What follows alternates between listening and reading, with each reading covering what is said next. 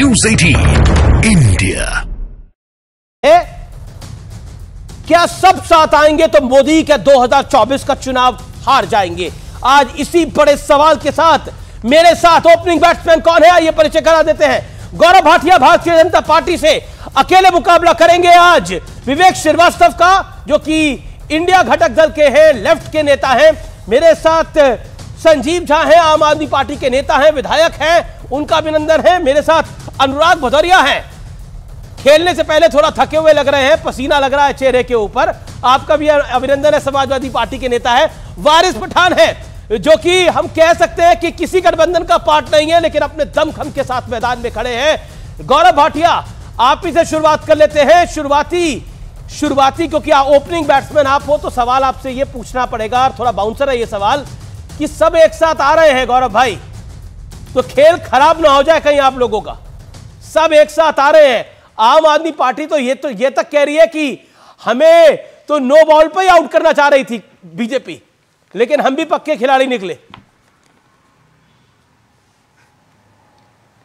देखिए, ऐसा है, अकेले ही चला था जानिबे मंजिल, लोग आते गए, कारवा बनता गया अमीश जी, और एक अकेला सब पर भारी, ये है श्री नरेंद्र मोदी जी। इस बात पे कोई इनकार नहीं कर सकता है कि 303 सीटें अकेले भारतीय जनता पार्टी की पिछले चुनाव में आई थी, और उससे पहले 282 आई थी।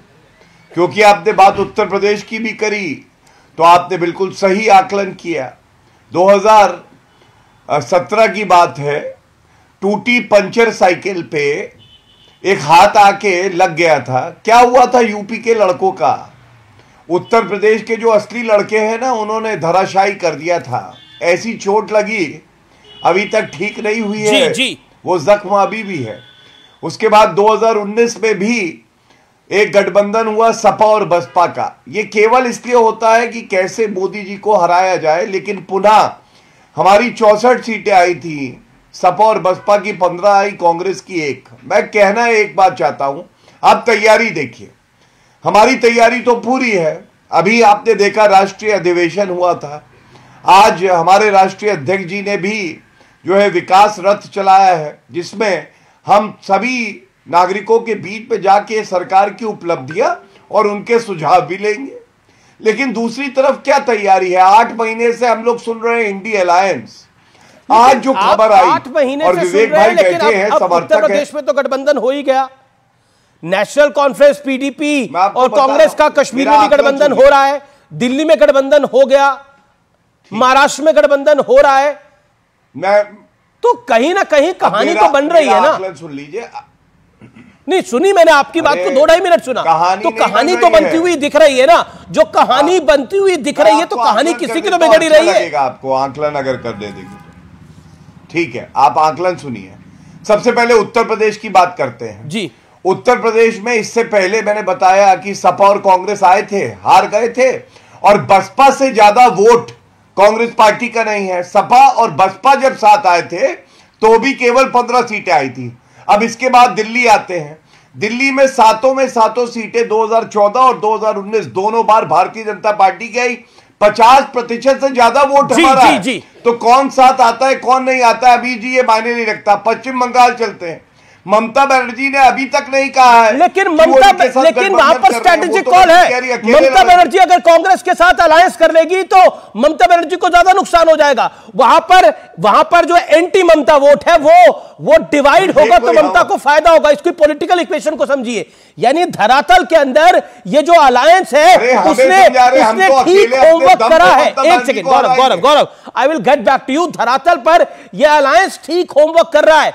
आप देखिए, एक है लफाजी, एक है कि पॉलिटिकल पॉइंट स्कोर करना। पॉलिटिकल पॉइंट आप स्कोर कर रहे हैं, कोई डाउट नहीं है, लेकिन बंगाल के अंदर अगर कांग्रेस और लेफ्ट एक साथ आते हैं तो लेफ्ट और माफ करिए कांग्रेस और टीएमसी अगर एक साथ आते हैं तो टीएमसी को इसका नुकसान होगा। अगर कांग्रेस अलग होकर चुनाव लड़ती है तो एंटी एस्टैब्लिशमेंट वोट, एंटी ममता वोट डिवाइड होगा, तो उसका लाभ मिल जाएगा। मैं आपके पास आता हूं वापस, लेकिन अनुराग भदौरिया, एक बात तो कोई डाउट नहीं है कि 2014 का चुनाव हारे, 2017 का हारे, 19 का हारे, 22 का हारे, तो इस बार इतना जलवा क्यों है? और इस बार क्यों लग रहा है कि इस बार क्यों लग रहा है कि खेल बन जाएगा? आपने सही, बहुत बड़ी खबर आ गई है, बहुत बड़ी खबर आ गई है। इंडिया में इसको बड़ा झटका, राज्यसभा चुनाव से पहले समाजवादी पार्टी को बहुत बड़ा झटका। अखिलेश यादव की बैठक में कई एमएलए नदारद हो गए और नहीं पहुंचे। इसका मतलब 8वां कैंडिडेट भारतीय जनता पार्टी का संजय सेठ, क्योंकि कल वोटिंग है, उनकी उम्मीदवारी में दम दिखाई दे रहा है, यानी सपा का तीसरा कैंडिडेट हार सकता है। अनुराग भदौरिया, बताइए, बीजेपी पतंग काटती नहीं है, हत्थे से काटती है, वो जो कहा जाता है, हत्थे से।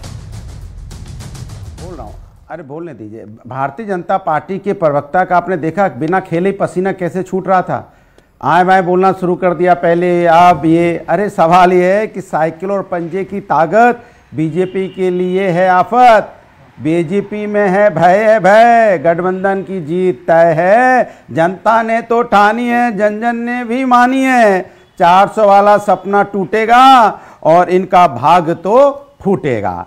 अब सवाल है भारतीय जनता पार्टी का भाग क्यों फूटेगा? मैं अभी तो आपकी पार्टी जो टूट रही है उसकी बात करिए। अरे सुन तो लीजिए, अभी इनका भाग तो छूटेगा, लेकिन अभी तो आपकी पार्टी जो फूट रही है वो देखिए। आपकी खबर झूठी है। कैसे झूठी है? खबर झूठी है। अच्छा, मैं आपको कल्पी एमएलए विनोद चतुर्वेदी नहीं आए, खबर झूठी है। अच्छा, कल्पी अम्बेडकर नगर एमएलए राकेश पांडे ने अदालत रहे, बताइए। हमने एमएलए के नाम चला रहे, हम हवा में नहीं चला रहे खबर। सुनो, राकेश, हमने तो आपकी अलायंस की खबर भी दी थी, हवा में ही है। राकेश नहीं, आपने बड़ा आरोप लगाया, आपने बड़ा आरोप लगाया कि आपकी खबर झूठी है। तो बड़ा आरोप आपने बोला आपकी खबर झूठी है। आप बताइए, स्वामी प्रसाद मौर्य ने क्या कुछ लिखा, सलीम शेरवानी ने चिट्ठी में क्या कुछ लिखा? अरे बोलने नहीं दोगे? अब मैं बोल लूं, अगर आपकी इजाजत हो तो झूठी खबर पे। राकेश पांडे जी रितेश पांडे के फादर हैं। रितेश पांडे पहले से बीएसपी से जा चुके हैं, बीजेपी में तो जाना तय था। अब उसमें नई खबर क्या बता रहे हैं आप? अच्छा, तो लोग हैं, उनका जाना अभी आप कह रहे थे खबर गलत है। खबर क्या बता रहे हैं आप? अभी आप कह रहे थे खबर गलत है। अभी आप कह रहे थे खबर गलत है। राकेश पांडे मतलब रितेश पांडे बीजेपी में चले गए तो राकेश पांडे ने भी सपा को छोड़ दिया। कमाल की बात है। तो स्वामी प्रसाद मौर्य आगे आपके आ गए थे, तो संघमित्रा मौर्य क्यों नहीं आई आपके पास? बताइए। पे बात कर ले, हम मुद्दे पे बात कर ले। मुद्दा ही है, आप पता नहीं क्या आप अपना घर संभाल नहीं पा रहे हैं भाई। मुद्दा यही है, आप अपना घर संभाल नहीं पा रहे, समाजवादी और 3 घर दूर की बात कर रहे हो। समाजवादी पार्टी, अरे आप ही तो बोल रहे हो, मैं मुझे बोलने दोगे तो मैं अपनी बात कह पाऊंगा ना। समाजवादी पार्टी पूरी तरह से एक है और पूरी तरह से मजबूत है। जो आए हैं वही जाते हैं, समाजवादी का कोई नहीं गया है। गलतफहमी मत रहिए, आज से नहीं वर्षों की बात कर रहा हूं मैं। भारतीय जनता पार्टी की तरह नहीं है जो हम भ्रष्टाचारी सबको ले लें, परिवारवादी का आरोप लगाएंगे फिर भी ले लें, सत्ता चाहिए। समाजवादी कहीं नहीं जाता है, समाजवादी समाजवाद में रहता है। मैं आपको चैलेंज करता हूं, कोई समाजवादी कभी टूट के गया हो जब से समाजवादी पार्टी बनी है? और जो समाजवादी, असली समाजवादी, वो समाजवादी के साथ रहेगा। और जिसको सत्ता पानी है, सत्ता का लालच है, वो तो आते जाते रहते। उनको तो बीजेपी भी यार, दूसरे दल भी कौन सा दिल से लगाते हैं।